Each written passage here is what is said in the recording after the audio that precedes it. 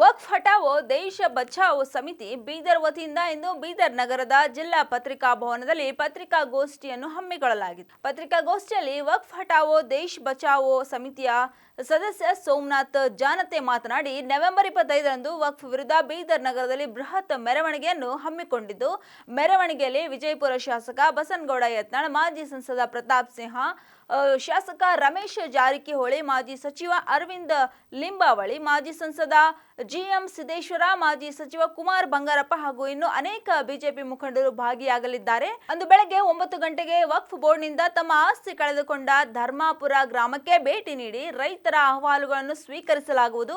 10:30ಕ್ಕೆ ಬೀದರ್ ನಗರದ ಗಣೇಶ್ ಮೈದಾನದಿಂದ ಜಿಲ್ಲಾಧಿಕಾರಿಗಳ ಕಚೇರಿಗೆ ಬೃಹತ್ ಮೆರವಣಿಗೆ ಮೂಲಕ ತೆರಳಿ ಜಿಲ್ಲಾಧಿಕಾರಿಗಳಿಗೆ ಮನವಿ ಸಲ್ಲಿಸಲಾಗುವುದು. ಮಧ್ಯಾಹ್ನ 3 ಗಂಟೆಗೆ 960 ಎಕರೆಗೂ ಅಧಿಕ ಭೂಮಿಯನ್ನು ಕಳೆದುಕೊಂಡ ಚಟ್ನಳ್ಳಿ ಗ್ರಾಮಕ್ಕೆ ಭೇಟಿ ನೀಡಿ ರೈತರೊಂದಿಗೆ ಸಂವಾದ ನಡೆಸಿ ಅವರ ಅಹವಾಲುಗಳನ್ನು ಸ್ವೀಕಾರ ಮಾಡಲಾಗುವುದು ಎಂದು ಹೇಳಿದರು.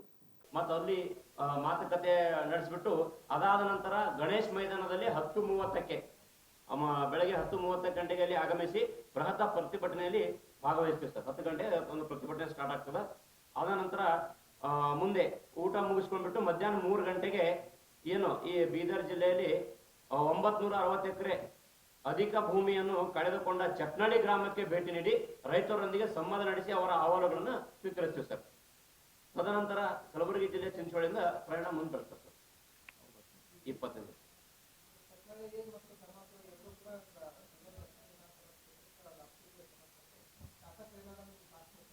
ಅವರಿಗೂ ಆಹ್ವಾನ ಮಾಡ್ತಿದ್ದೀವಿ ಸರ್.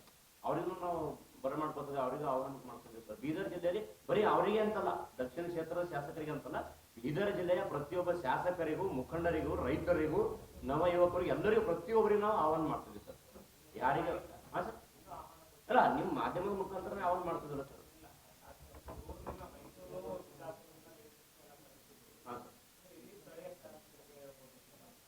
ಅಲ್ಲ, ನಮ್ಗೆ ಎಲ್ಲರೂ ಅಷ್ಟೇ ಅಲ್ಲ ಸರ್, ಅವ್ರಿಗೂ ಆಹ್ವಾನ ಮಾಡ್ತಿದ್ದೀವಿ, ಇವ್ರಿಗೂ ನಾವು ಎಲ್ಲರೂ ಜೊತೆಗೂಡಿಸ್ಕೊಂಡು